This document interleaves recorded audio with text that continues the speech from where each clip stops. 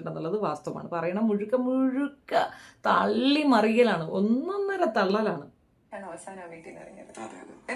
അതിലൊരുപാട് സന്തോഷമുണ്ട്.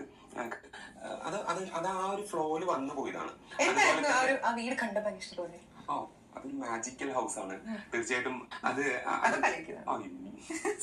വീട് ആദ്യം തന്നെ എക്സ്പ്ലോർ ചെയ്യാൻ പറ്റിയത് എനിക്ക് ഒരുപാട് അനുമോള് കാര്യം വന്നപ്പോ ചോദിച്ചില്ലേ ആരാന്ന് മനസ്സിലായി? ശരിക്കും അനുമോള് അത്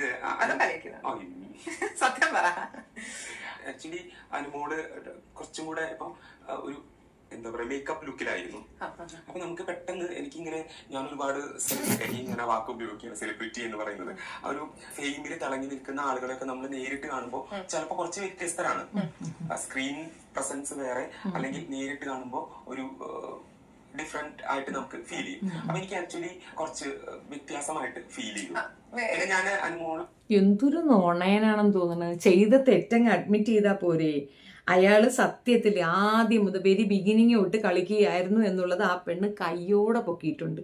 എന്നാലും അതിൻ്റെ അകത്ത് കിടന്ന് തികഞ്ഞ് ഉരുണ്ട് മറിഞ്ഞ് അനുമോൾ അറിയേയില്ലാന്ന്. അങ്ങനെ അനുമോൾ എല്ലാവരുടെ അടുത്തും ഫേമസ് ആവണമെന്നില്ല, പക്ഷെ ഇവർക്ക് പരസ്പരം ഇപ്പോൾ ഓഡിഷനൊക്കെ വരുന്ന സമയത്ത് ഇവർക്ക് കാണാൻ പറ്റും ഇന്നാളുണ്ടെന്ന്. ഇവർക്ക് പരസ്പരം ഒരു അറേഞ്ച്മെന്റ്സ് ഉണ്ടാവും, മറ്റുള്ളവരെ ഒന്ന് മനസ്സിലാക്കാനുള്ള ചെറിയ രീതിയിലുള്ള ഒരു ഇത് ഉണ്ടാകും.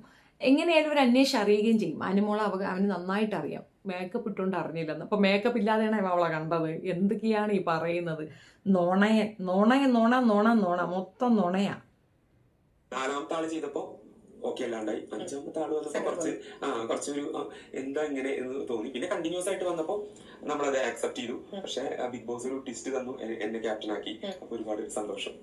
അനീഷ് നമുക്ക് ആദ്യമായിട്ട് ഓഡിഷൻ വന്നപ്പോ എനിക്ക് നല്ല ഓർമ്മയുണ്ട്. അനീഷ് ഒരുപാട് നമ്മളോട് പറഞ്ഞു. ഞാനും അനീഷും നമ്മൾ തർക്കിച്ചൊരു വിഷയമുണ്ട്. എന്താണെന്നറിയോ? ഒരുപാട് കാര്യങ്ങളിൽ അതുകൊണ്ട് ഏതാണ് ആ ഒരു കാര്യം? അനീഷിന്റെ ഒരു സ്ത്രീ വിരോധം. സ്ത്രീകളോട് അനീഷിന് ഇഷ്ടമല്ല. എന്നോട് ഇവൻ 6 മാസം സ്ത്രീകൾക്ക് എന്തിനും മെറ്റർനിറ്റി ലീവ് കൊടുക്കുന്നു, അതിന്റെ ആവശ്യമില്ല എന്ന് പറഞ്ഞ് നമ്മൾ ഭയങ്കരമായിട്ട് തർക്കിച്ചിരുന്നു. പക്ഷെ ആ അനീഷാണ് അകത്ത് ചെന്ന്, അനീഷ് പറഞ്ഞു എനിക്ക് അകത്ത് ചെന്ന് സ്ത്രീകൾക്ക് കൊടുക്കുന്ന ഒരുപാട് കൺസിഡറേഷനെ കൊണ്ടും പരിഗണനകളെ പറ്റിയും സംസാരിക്കണം. അനീഷിന് മനസ്സിൽ എങ്ങനെ ഈ സ്ത്രീ വിരോധം വന്നു എന്ന് ജനങ്ങളോട് അവയർനെസ് കൊടുക്കണം. ഇതൊന്നും ചെയ്തില്ലല്ലോ. മെറ്റേണിറ്റിയുടെ കാര്യം പറഞ്ഞില്ല എന്നുള്ളത് കറക്റ്റ് ആണ്. പക്ഷെ ചില കാര്യങ്ങൾ കൃത്യമായിട്ട് പറഞ്ഞിട്ടുണ്ട് എന്ന് തന്നെയാണ് ഞാൻ വിശ്വസിക്കുന്നത്. നമുക്ക് അവയർനെസ് കൊടുക്കാൻ പോയ ആൾക്ക് അവയർനെസ് കൊടുക്കണോ? ഇത് ഓർമ്മ പോലും ഇല്ല പറഞ്ഞത്. എവിടെയെങ്കിലും പറഞ്ഞിട്ടുണ്ടാവില്ല ഞാൻ പറയുന്നില്ല. മെറ്റേണിറ്റി ലീവിനെ കുറിച്ച് ഞാൻ പറഞ്ഞിട്ടില്ല. അത് കറക്റ്റ് ആണ്. ഇപ്പോഴും അതിൽ ഉറച്ചു വെക്കുന്നു. എന്തിനാണ് മെറ്റേണിറ്റി ലീവ് എന്നല്ല, അയാൾ എന്ത് പറഞ്ഞ് ഇവരെ പറ്റിച്ച് അതിനകത്ത് കയറിയോ അത് അയാൾ അവിടെ പറഞ്ഞിട്ടില്ല. പുരുഷൻ ആണെന്നും സ്ത്രീ വിരോധിയാണെന്നും ഇയാൾ ബിഗിനിങ്ങിലും പറഞ്ഞു. മോഹൻലാലിന്റെ കൂടെ നിൽക്കുമ്പോഴും ഇയാൾ പറയുന്നുണ്ട്. നമ്മളും പ്രതീക്ഷിച്ചിരുന്നു ഇയാളൊരു സ്ത്രീ. ഞാൻ ആദ്യം ഇയാളെ വെറുക്കാനുള്ള റീസൺ പോലും അതായിരുന്നു. ഒരു സ്ത്രീ വിരോധിയാണ് എന്നുള്ളതാണ്